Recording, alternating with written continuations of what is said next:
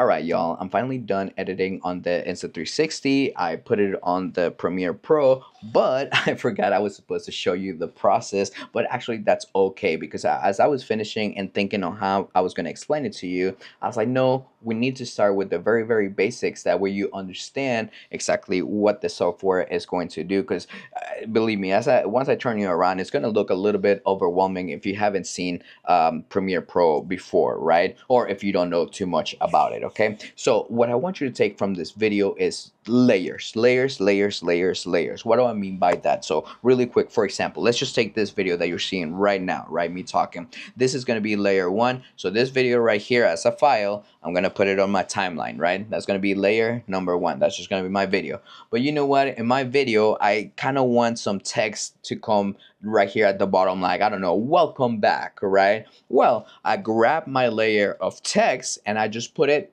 right on top of my layer of video. So this is going to be my layer number two. Now this will not disrupt layer one. This is already done. What I videoed is there, okay? So now we have layer two of my text and I want to put it down here. So I just boom, click, grab it, and I welcome back, right? Okay, boom. And you know what? Now I want to go ahead and add maybe a little picture right here of, I don't know, a Christmas tree, right? Because Christmas is coming up. Well, guess what I do? That's right. I just add another layer. I grab that picture, right? That picture file, and I just boom, layer three right on top of that. And then I just click and grab wherever I want it on the screen, and also whatever size I want it. Let's say I want to cover my face, I just make it a little bigger. I want it smaller, I make it smaller, right? Nothing but layers. Same thing with images, animations, all of that, right? And same thing with sound, but sound is it's still layers,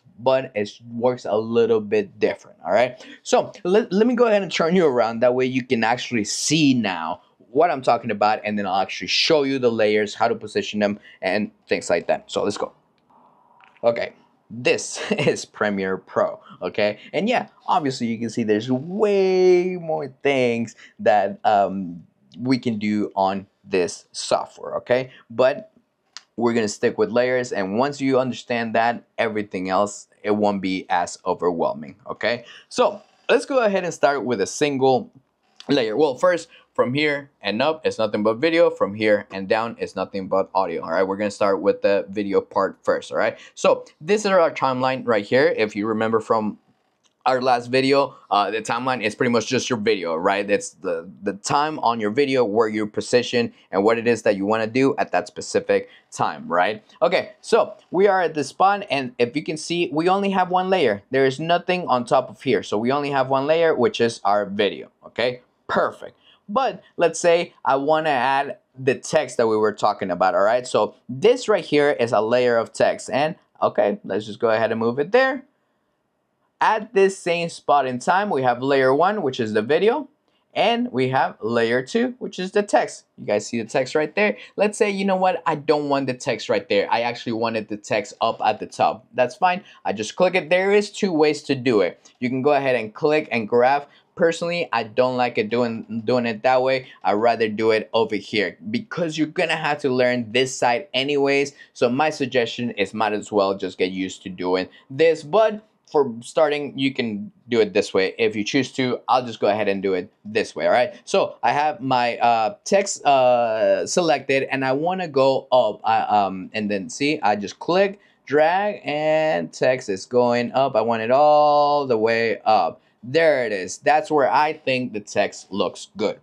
But you know what? I also want to add another little video right here in this corner because I don't know, I think it's going to look kind of cool, all right? Well, this right here happens to be my video that I want to put in there. So let's go ahead and stack it up, all right? Layer one, layer two, layer three. As you can see, this did not move or anything, change colors to nothing like that. This is individual from this and from this, all right? So we have our third layer right here in the corner, but obviously we can't have it there because it's on top of the letters. I actually want it right here because there's a lot of floor space right here, and I'd rather you guys look at the video than the floor, right? So let's go ahead and move it over here. In this case, I'll show you the other way, but like I said, it's better if you just get used to doing it this way, right? So let's go ahead and select this and just click and drag over here. Okay, but you know what, it's not covering the floor enough. Okay, so let's go ahead and make it bigger. So yes, you can go ahead and make it bigger from here, but I'd rather do it from the side. Why? Because I mostly already know what sizes is that I kind of want to have. All right, so there you go. As you can see, layer 3 is not affecting in any kind of way layer 1 or layer 2. Okay, let's say I want to add a little bit animation. In this case, I have my like and subscribe right here. Again, look, it's on top of the words. No, I don't want that. All right, so let's go ahead and select. Let's bring it down and let's put it right in the middle. Perfect. That looks good to me. There you go. And as a matter of fact, look, that even looks like a thumbnail to use in YouTube. And that's it. That's how you see all those videos with all this cool add-ons and effects and transitions and things like that. It's just layers. They literally take it step by step, which is exactly what I recommend that you do. Literally take it step by step. All right. It took it like right here. I already had all these layers on my screen because I already did this video. All right. But if I were to, I'll show you obviously eventually a video of, you know, from start to finish. But first, I put it's just the video on my timeline. When I first start, first of all, my timeline's empty, and then I just put the video. Once I'm happy with the video, once I'm 100% done with my first layer, then I start adding on my second layer. Once I'm 100% happy with my second layer, I'll add my third layer, and so on and so on. Yes, in this case, yes, I already had them, but that's my process, and that's how I suggest you do yours as well. Layer by layer, okay? All right, let's move over to sound. All right, so sound is same thing, layer by layer, but it's different because there is no image. There is nothing to actually see. There's only to hear, right? So here, there's two things that I kind of just pretty much run across that I think that's pretty much the important thing that you guys should know, right? When you overlay two sounds, what you got to make sure is that, let's say this is the sound that you want the people to hear, make sure that this second layer does not overpower layer number 1. Okay, I'll show you how to do it here in a second. Or the other way around, let's say you're in nature, right, and you want them to hear the outside. Well, let's make sure that layer number 2 that has all the nature sounds is higher than the voice that I'm talking, right? So that's pretty much what I would want you to understand from sound and the layering of sound. All right, so let me turn you around and I'll show you what I mean. Okay, we are at sound, which is from half bottom. Okay, this one right here is nothing but voice. Okay, nothing but voice. But you see this green one right here, that's music. Okay, in this case you see it's overlapping, which right now, and I purposely did it obviously, it's not good because they're both at the same level. So I'm sure y'all have seen videos where the music is way too high and it's like, yo, turn down the music, right? It's not enjoyable, right? So there's two things that I can do to fix this. The first thing and easiest thing, obviously, right, is close it up, and there is no more overlapping. Music is gonna be done, and as soon as I start talking, there it is. There's no more music, right? Easiest thing in the world, right?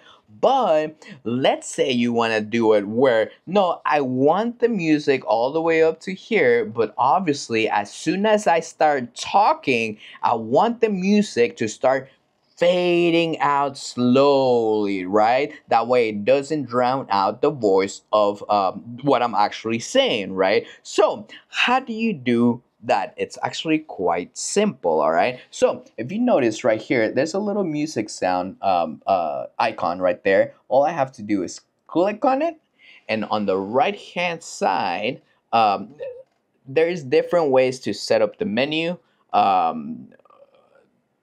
In my case, this is where it's at, all right? Essential sound, okay? So what I want to tell my music, okay, what I want to tell my music is that duck against everything.